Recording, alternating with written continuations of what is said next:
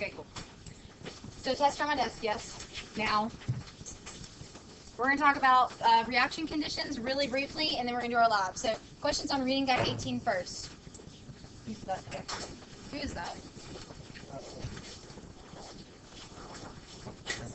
Anna.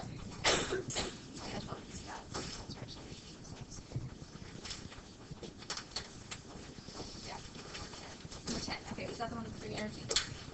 I think I just talked about it. Okay, so whenever we talk about the universe is everything in the surroundings. So if we're talking about a system, like in a flask, I can have a reaction happening. The reaction, the literal chemical combining, is called the system.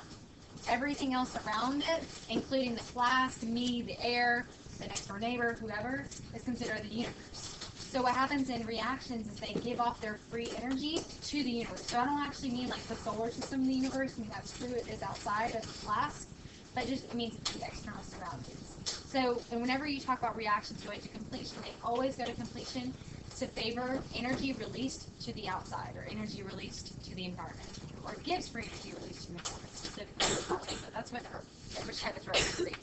What else? Yeah. What is work? Work is equal to.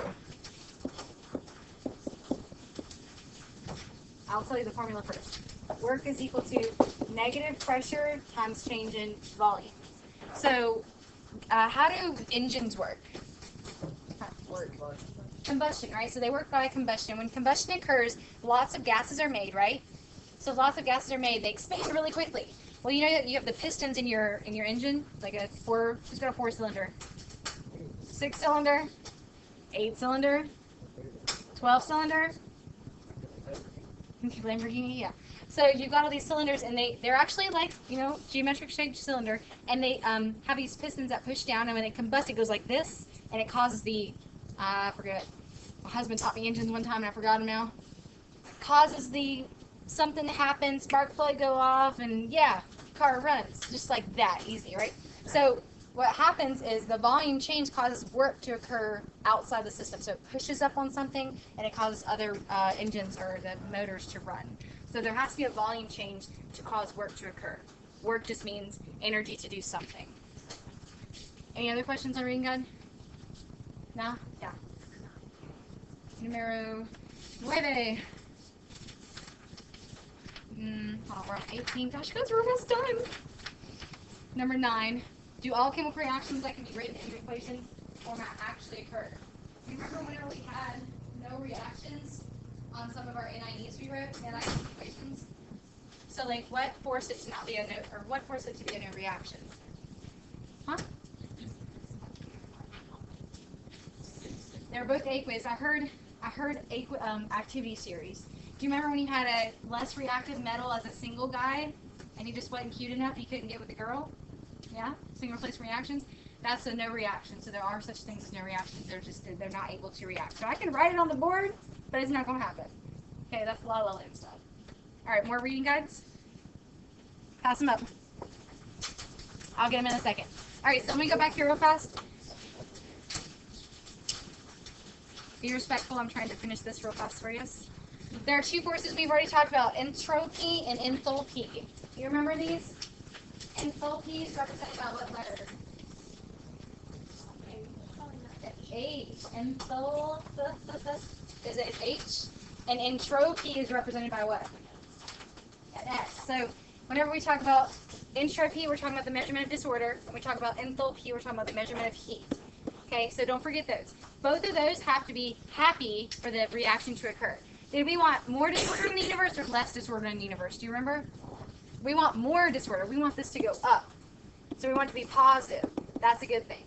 And if this was exothermic or endothermic, which was better? Exothermic. So we wanted exothermic, which was delta H negative or positive there? Negative. So delta H being negative was a good thing. All right, so increasing disorder means energy goes to the universe. Exothermic means energy goes to the universe. That's what has to happen. That's what the Gibbs free energy question was about. All right, so if both of these are present, both the exothermic and the increasing disorder are present, that would be favorable conditions. The reaction happens, no problem. You just put them together, they do their thing. If you don't have both of those conditions present, it's not favorable, so the reaction doesn't happen. So that's a whole single replacement. It's not active enough. it's not going to release enough energy, so it's not favorable. But sometimes you can force things to happen if you just give it a little nudge, just push it along a little bit. So I mix together my cake mix, my eggs, my milk, oil, sprinkles. Does it just bake it? Does it just happen? Does it just make a cake? No. What do I have to do? I have to put it where? In the oven supply. Heat, also known as. Okay, and I was going to say kinetic energy, so I've got to apply some sort of energy source to it. So I can put them together, but they won't happen unless I supply an external amount of energy or the activation energy required for the reaction. So I think the cake one is the best example, because I can simply just put things together and they don't react unless I do something with them. So sometimes this activation energy is really high, so I would have to supply so much energy. Like I'm going to have to make it at 400 degrees C, or no, Fahrenheit. So stoves are on Fahrenheit, right? Yeah, ovens are on Fahrenheit. So I have to supply that much energy to cause that to happen. But if I can kind of add a reagent to it called a catalyst, I can actually supply less energy. And I don't have a good baking example for you for that one, because I don't think you want to be adding like just random chemicals to your food to speed up the reaction. So that'd be awesome. But so catalyst will speed up the reaction energy because it lowers the activation, or speed up the reaction because it lowers the activation energy. So you remember these? Draw me a exothermic one in the air, like you just don't care. Draw it in the air for me. Exothermic.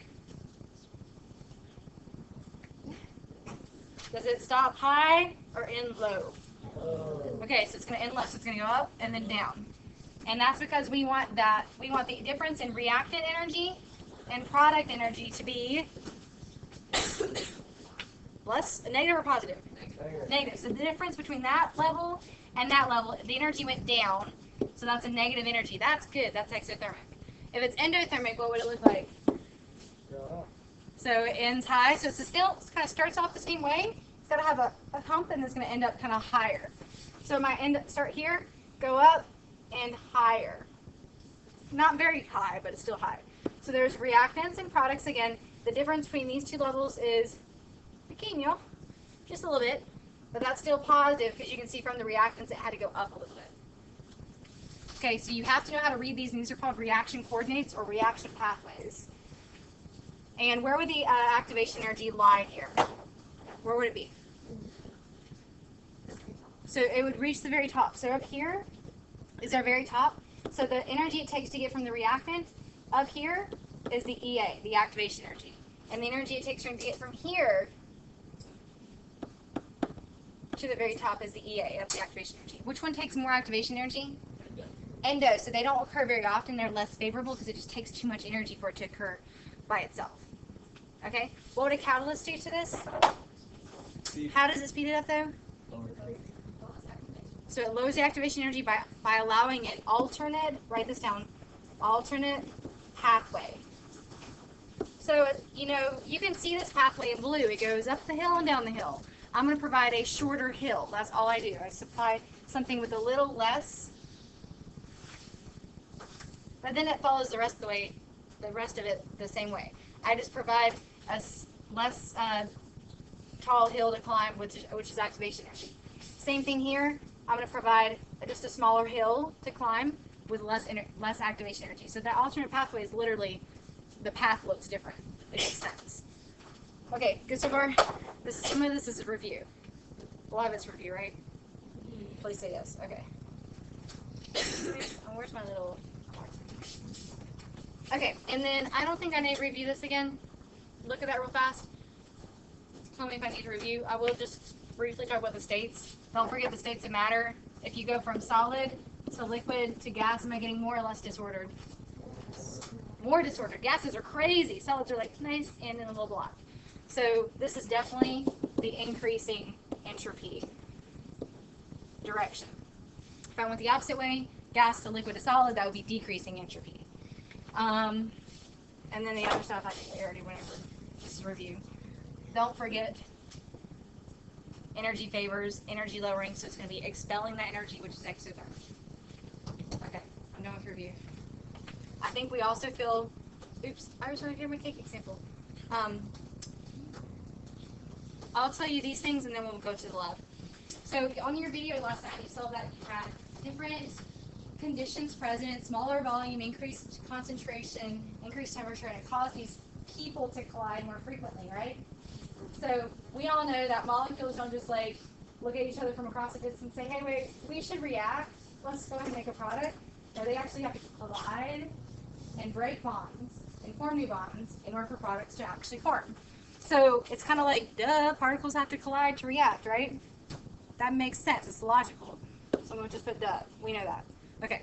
Particles must collide with proper orientation. So if you have a molecule of H2O and you want it to form, you want it to form H2O2, it has to collide in the right way to get that O. I just have a random free radical O out here. I need that O to collide with what part of the H2O to make H2O2? It needs to collide with the O. So it needs to collide with that O to make O2 that's attached to each other. If it collides with the H, it's not going to do a very good job at making that final product. So the correct orientation just means collide with the right on the right spot. And then they must supply enough energy that's equal to or exceeds the activation energy. That's because they can get almost up the hill, and then they're going to go right back down, and they're not going to overcome that activation energy to finally form the products. So they have to have enough energy, and that's because they need to break bonds, and then they're eventually going to be forming new bonds. So I always think of baseball for this, because I played softball, up there, gonna hit it, whiff. Okay, what did I not meet? I whiffed the ball. I didn't meet the ball, so reaction didn't happen, but which of these did I not follow? I didn't collide, period. And I also didn't collide with proper orientation. All right, I wish I had my baseball out. Okay, so then do this, foul ball. Foul ball means that it's going to go, out of bounds, out of the, Michael, what do you call that? The foul line, thank you. Okay, so out of the foul line, and I met it, and I actually collided, but what didn't occur here? Proper orientation. Okay, I'm hitting that, and then I go, bunt. Okay, now bunt. It collided, not enough energy, so I'm probably, if the catcher's fast enough, they'll throw that ball and get me out on first base. Okay, yeah, I'm super fast, like you guys should see me. But, yeah, that's not going to be meeting the activation energy, but it was good proper orientation, because it did collide. So that makes sense, right? Yes, but some of that makes sense. Thank you. Okay, we already went over that. Let me tell you about your lab real fast. Everybody's doing a different lab, and you're going to have about 30-ish minutes to complete it. So what I've done is I've set up the lab groups in 8 teams. So I'm going to let you guys group in just a second, or I'm going to have to group yourselves because I can keep off that if you guys can. And I've got paper back there that's rolled up. You're going to be graphing your experiment as you do it. So some people are going to be grinding up marble chips, which is calcium carbonate. Turn around. Some people are going to be graphing, mortar and pestling, grinding up calcium carbonate chips. Some people are going to be using glow sticks. Some people are going to be using acid. There's different things you're going to be using. So when I list on your paper, the group 1 independent variable, list what you think that you're changing through your experiment. So I know, is that temperature? Is that surface area? Is that concentration? I don't know which of those 5 things you saw last in your video you are varying. Okay? So I'm actually going to count you guys off so we can get this done. So listen to your number. 1, 2, 3, 4, 5, 6, 7, 8. 1, 2, 3, 4, 5, 6, 7, 8. 1, 2, 3, 4, 5, 6, 7, 8. 1, 2, 3, 4, 5, 6. Okay? Go find your group and get started. Your instructions, you're only reading your group's instructions. The cards are in the boxes. The cards are in the boxes.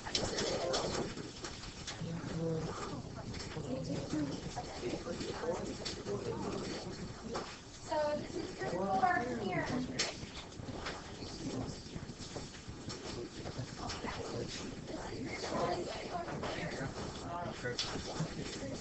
Yes. Your group 2. This is group 5 right here.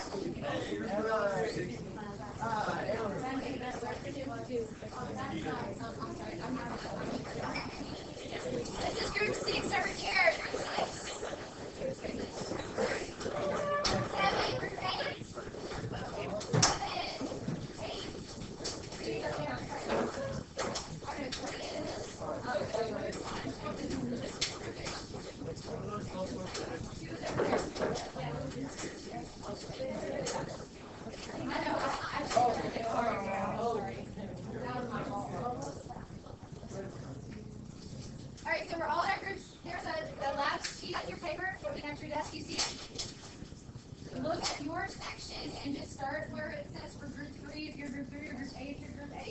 I will have to cut the lights off now a little bit because I have some people who need to see what.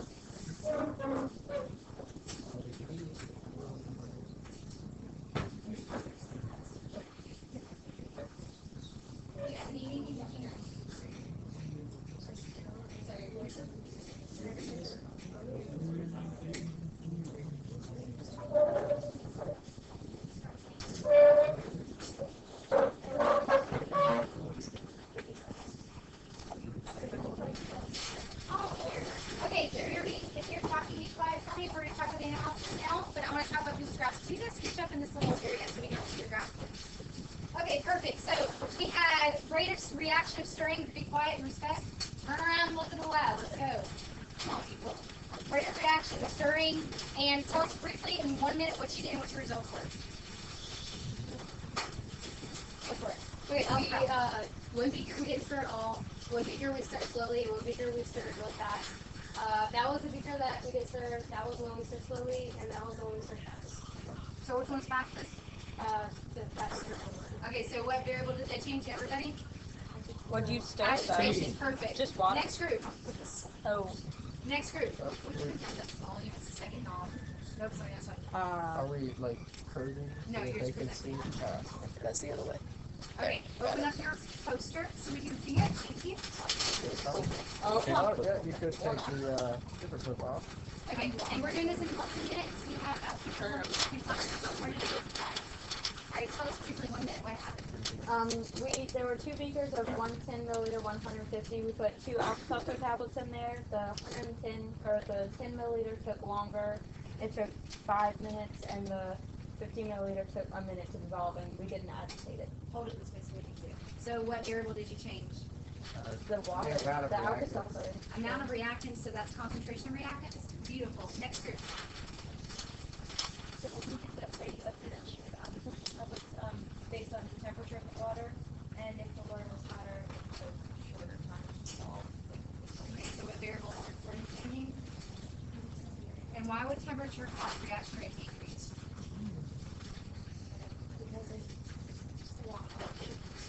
Higher what? And hey, after you stop rolling your papers, I'm so sorry, because they're going to come with you. So we talked about kinetic energy and temperature, right? So if you increase kinetic energy, particles are moving faster, right? So they hit each other more often or less often? They hit each other more often. That's what the collision theory says they have. They hit each other, right? Do you think they hit each other harder or softer? They hit each other harder. So temperature has a two-way street. You have to talk about frequency of collision, so they hit each other more often, and they hit each other harder. So do you think that allows for them to need activation energy or not need activation energy? Yes, it allows them to meet it. So that temperature has the 2 things you have to talk about anytime you talk about increasing temperature. Good job. Next group. Particles dissolving, the rate of dissolving particle, and we had powdered marble and coal marble, and it took less to dissolve the powdered marble. What factor did you change? The percent dissolved. So it took less time to dissolve the one that was powdered, but why? Because it was more broken up. So more surface area? Yeah. So more surface area means more spaces for collisions. So if you can collide in more places, then that means overall you collide a lot faster. Continue. We had 2 beakers, and in one beaker there was room temperature water, and the other beaker we had water that had been heated. In each beaker there was a glow stick of the same color, and the glow stick in the hot water stayed brighter for longer, and the glow stick in the room temperature water, it got really dim and really dull very quickly over a period of about 10 minutes. Okay. So what factor did you change? The temperature. So why would the hot ones be brighter? So they're doing what? Moving around faster. And this reaction happens. So whenever this particular reaction happens, when they collide, they make light. Chemiluminescence, right? Everybody can see chemiluminescence. Okay. So when they collide, they make light. So those things are colliding faster. So when they hit, they're making light. So it looks like it's staying brighter. It's not that it's going to stay brighter for the longest time. It just looks really bright to us because they're hitting so often. Continue. We had 2 beakers of water. One had water with ice and one with room temperature water. And then they each had a glow stick in them. And the one that had room temperature water, the brightness of it stayed about the same. And the one that had ice in it, the brightness was a lot duller and something, Okay, because it's gonna froze. So why would the ice be so thin? So they slow the particles down so they don't do what? They don't slide, and when they don't slide, they don't make light. That makes sense, right? Okay, cool. Continue. Okay, slope is the solution of water in water, or HCl. And this blue line is beaker 2, and this red line is beaker 1. This represents our infinite variable surface area, which is the ground up ones. Ground up is the model on this line, and non-ground up is the model on this line. So this is time is SE now. So obviously the whole line took a lot longer because the surface area was decreased. So they were like together in clumps and they didn't collide. Okay, so how long did it take to dissolve the powder? Dissolve? A minute? How long did the non-powdered? Still going. So like 6+ minutes, right? What molarity acid is it?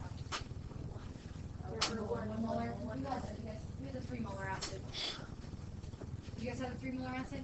Theirs went faster than y'all's. Why? Right. Acid is the reactant. It went along with the calcium carbonate, so it's faster overall. Good job. Next group.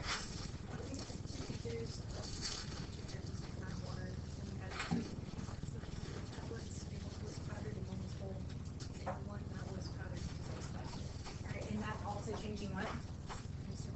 Surface area. Yay! Okay, last station right there for all your posters. Let's finish the last 15 minutes. Yay, chemistry!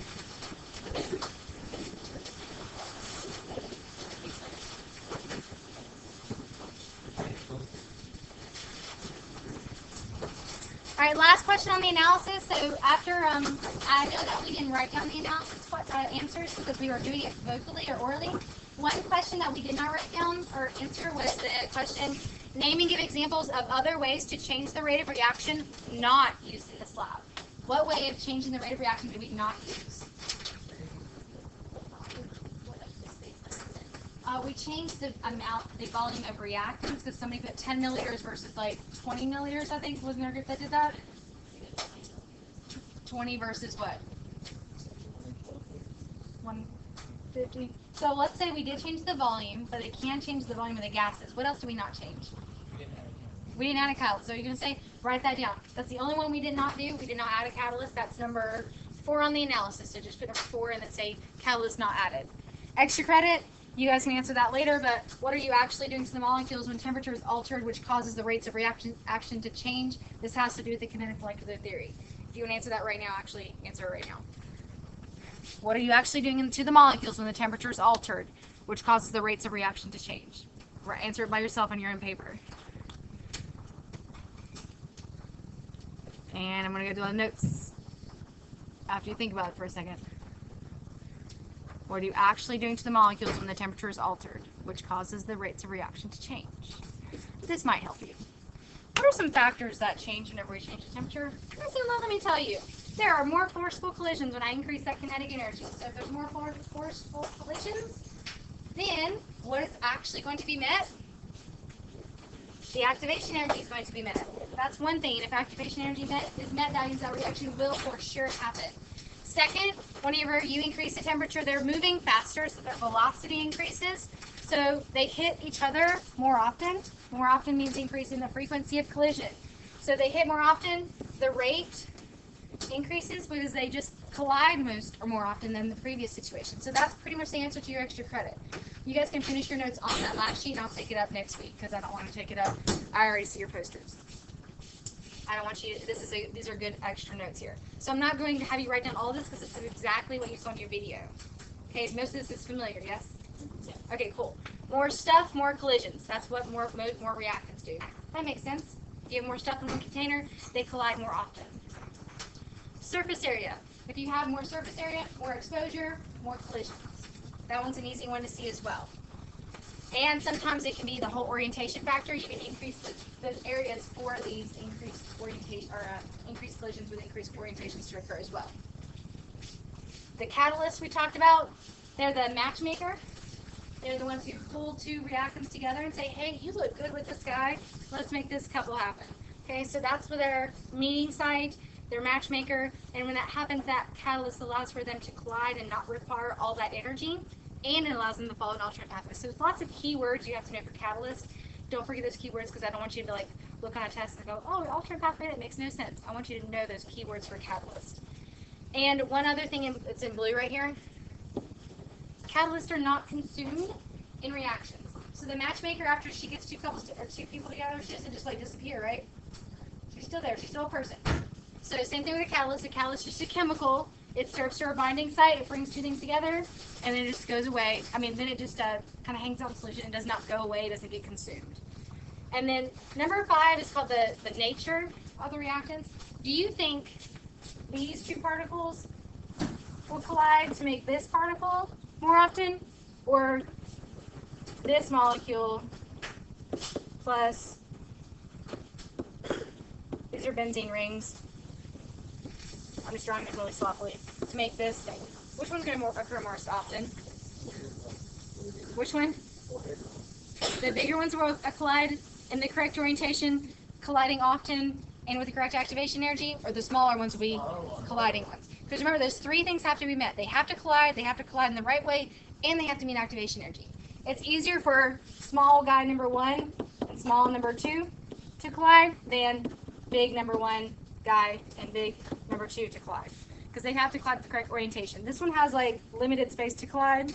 This one's like, I can collide here, or here, or here, or here, or here. There's too many spaces for it to collide, which may not be the correct orientation. So the more complex it is, the less likely it's going to be colliding in the correct orientation. The simpler it is, the more likely it is going to be colliding in the correct orientation. Okay? I see your faces, and I can't tell if that means yes or no. All right, so answer these questions with me and answer them on the paper you're writing right now. And I'll just take some volunteers for this, okay? So describe why the following occur. Lower the concentration of reactants will decrease the rate of reaction. Volunteers? Go for it, Cameron.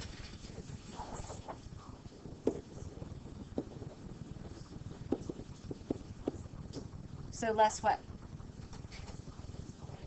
So less molecules equals less collisions. Or equals lower rate. I like to talk in symbols. Okay. Gases react more quickly than solids. Volunteer? Go for it. The gases, they're not as compact as the solids, and they have more kinetic energy than the ground and a lot more. Okay, so gases have more kinetic energy, and I'm going to say and surface area, because that makes sense too. So they have more kinetic energy and surface area. So more, what'd you say after that, guys? So I'm going to say increased frequency of collision, because that sounds more technical. So increases the frequency, F-R-E-Q, frequency of collisions, which is increasing the rate of reaction. Next one, decreasing the temperature will cause a decrease in reaction rate. Go for it, Michael. You're back by yourself, sorry. Decreasing the temperature will cause a decrease in reaction rate.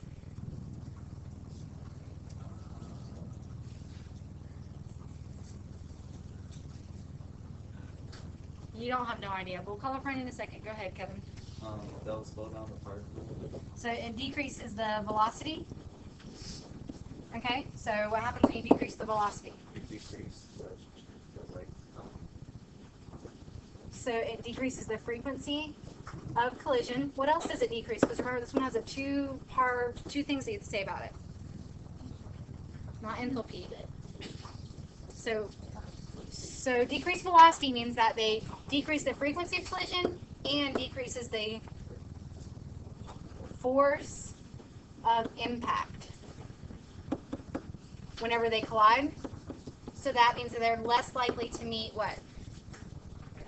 Right, so they won't meet EA, which means if they don't meet activation energy, then they cannot be an effective collision. EA, the energy required for the reaction to actually occur. List 3 ways that reaction rates can generally be increased. Everybody, list 1. Increased concentration. Cool. What else? Increased temperature. What else? Decreased volume. Cool. I'm gonna say space of reaction. RXN is reaction vessel. And a vessel does not mean like a artery vessel. It means space for the reaction to occur. What else? I heard catalyst. And what else? Increased surface area. Was there anything else? That works for me. Okay. Increased surface area. So Space of what? space of reaction vessel. It just is a short way of writing it. If you increase the surface area, that means that you're going to a powdered form. Yes, you're going to be making the particles small, but overall, so the surface area part is always the hardest to understand. If I have a big block, it's got 6 sides, geometry. Okay, so it's got 6 faces, and that's the ultimate surface area. That's it. That's all we have. But if you have that little block broken into tiny, tiny, tiny pieces and a million little tiny pieces, and you added up the area around each of these pieces, all those pieces summed together have a greater surface area than that alone. Okay, so that's what powdered forms have more surface area. And the catalyst we already talked about, alternate pathway decreases activation energy. Okay? I think that's it. Let's double check. Oh, I got one more thing to show you. I'm not going to do this today. I'm just going to show you this one picture. All right, so write down the words Boltzmann curve. Boltzmann curve. So this is a scientist, you know, everybody's going to name themselves. I'm going to find something and name it in millennium. Okay, it's going to happen. But everybody names something after themselves. What do you notice between the pink curve and the green curve? And the amount of particles, so it says proportion of the collisions with respective energy. Which one has more particles that mean activation energy? The pink or the green? Can you see the whole graph here? Which ones have more that mean activation energy? Who says green? Who says pink? All right, thank you for some of my surveys. Okay, so do you see that this entire part here, it should be pink. And then there's this little area from here to here that's green. Here's activation energy, right? So we have a lot more of the pink ones that are meeting activation energy. So if more of them are meeting activation energy, pay attention. Shut my door. Come in, shut my door. If more of them are meeting activation energy, that means that they have more effective collisions, right? So tell me, do you think temperature 1 or temperature 2 is hotter? Why temperature 2?